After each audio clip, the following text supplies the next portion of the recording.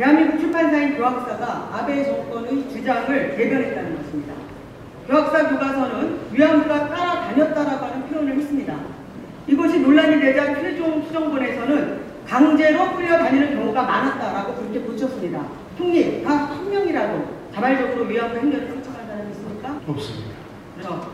교학사가 대한민국 교과서입니까? 아베 정권의 교과서입니까? 예, 교과서에 나와 있는 여러 가지 오류의 문제는 그동안 교육부에서 심의 과정을 거쳐서 많이 수정한 것으로 알고 있고 이 부분도 수정이 된 것으로 알고 있습니다. 하여튼 강제 동원 관련 그 반인륜적인 그 행위에 대해서 정확한 기술을 못했다는 것은 잘못이라고 생각합니다. 그런데 이런 교학사를 정부가 지속적으로 비호했습니다. 대한민국 정부가 맞습니까? 이 교학사뿐만 아니고 8종 교과서 모두에 오류들이 다 있었습니다. 교학사도 그 중에 한 부분이 되는 이런 것은 교육부에서 전체적으로 수정 내지 보완하는 그런 조치를 했기 때문에 우리도 오류가 안 해주죠. 그런 건 오류가 아니에요. 고의에 고의. 이렇게 우리의 역사를 왜곡하는 교과서는 원천적으로 발행조차 못하도록 해야 된다고 생각합니다. 일부 오류에 대해서 수정이 되었고 치유가 되고 있기 때문에 그런 점을 이해해 주시기 바랍니다. 일본 군국주의에 의해 짓밟힌 일본군 위안부 할머니들께서 역사 왜곡으로 2번 짓밟히는 일이 있어서는 안 됩니다.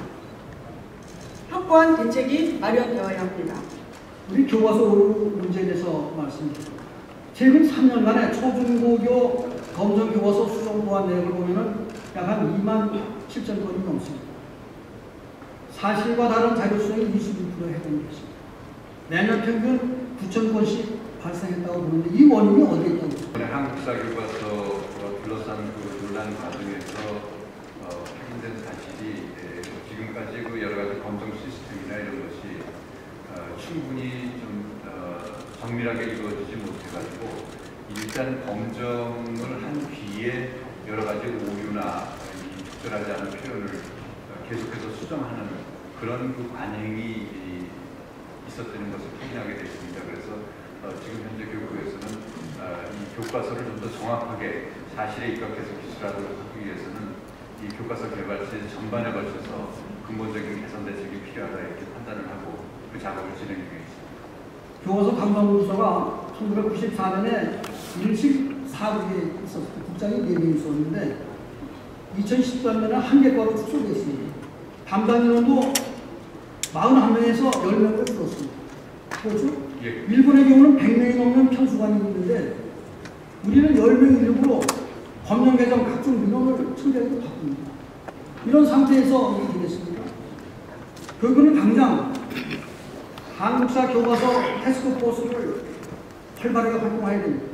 그리고 교과서 8종 전체를 꼼꼼하게 재검토해 주시기 바랍니다. 전문 인력 확보하고 예산 지원해야 됩니다. 장관 어떻게 생각하십니까? 교과서를 제대로 만들어내는 것은 교육부 장관이 해야 될 가장 기본적인 책무라고 생각을 합니다. 그런데 의원님께서 지적하신 것처럼 그것을 실무적으로 뒷받침할 그럴 그 시스템이 지금 전혀 구성이 되지 않고 있어서 궁극적으로 그것이 여러 가지 교과서 문제를 불러일으킨 원인이 됐다고 생각을 합니다.